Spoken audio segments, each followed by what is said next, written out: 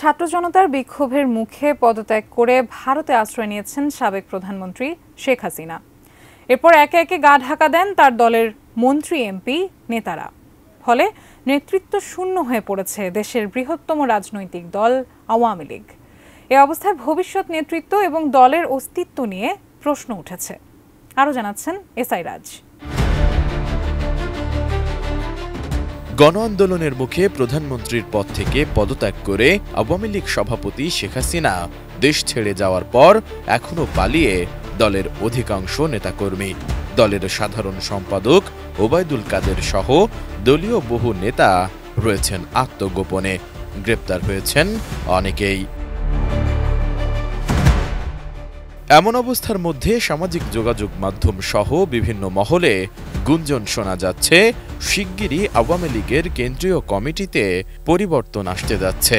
এক্ষেত্রে নতুন নেতৃত্বে কারা আসছেন সেটি নিয়েও নানা আলোচনা শোনা যাচ্ছে। সাংগঠনিক এ বিপর্যস্ত পরিস্থিতির মধ্যে সাবেক রাষ্ট্রপতি আব্দুল হামিদ, আওয়ামী লীগের ভারপ্রাপ্ত সভাপতি এবং নারায়ণগঞ্জ সিটি নির্বাচনের সাবেক আলোচিত মেয়র ডাক্তার সেলিনা হায়াৎ আইভী ভারপ্রাপ্ত সাধারণ সম্পাদকের দায়িত্ব নিয়ে দলের হাল ধরতে যাচ্ছেন বলে সম্প্রতি সামাজিক যোগাযোগ মাধ্যম সহ বিভিন্ন মাধ্যমে গুঞ্জন উঠেছে। তবে এ ধরনের গুঞ্জনকে অপপ্রচার বলে দাবি করছেন দলের শীর্ষস্থানীয় কয়েকজন নেতা।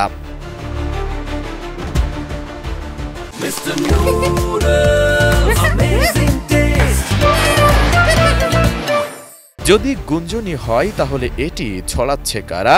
এমন প্রশ্নের জবাবে দলটির একজন নেতা বলেন, এটি ছড়ানোর উদ্দেশ্য হল আওয়ামী লীগকে দ্বিধা বিভক্ত করা, দলে ফাটল ধরাতে প্রতিপক্ষের কাজ বলছেন তারা।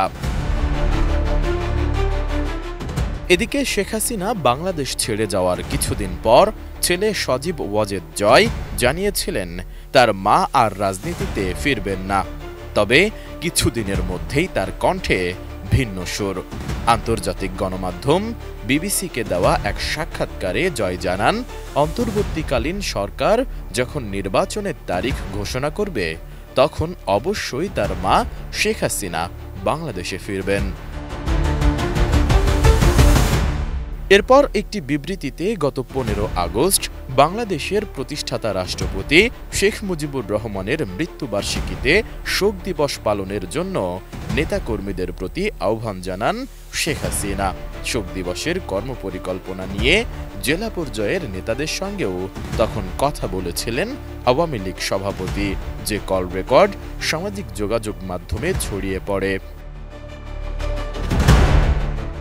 এছাড়া রাজনীতিতে যোগ দিতে প্রস্তুত আছেন জয় বলে জানিয়েছেন তিনি নিজেই। তবে গত 2 সপ্তাহে নেতাকর্মীদের উদ্দেশ্যে তাদের সেভাবে আর কোনো নির্দেশনা দিতে দেখা যায়নি। বলা চলে এক প্রকার নীরব ভূমিকায় আছে আওয়ামী লীগ। এসআই রাজ, ATN নিউজ।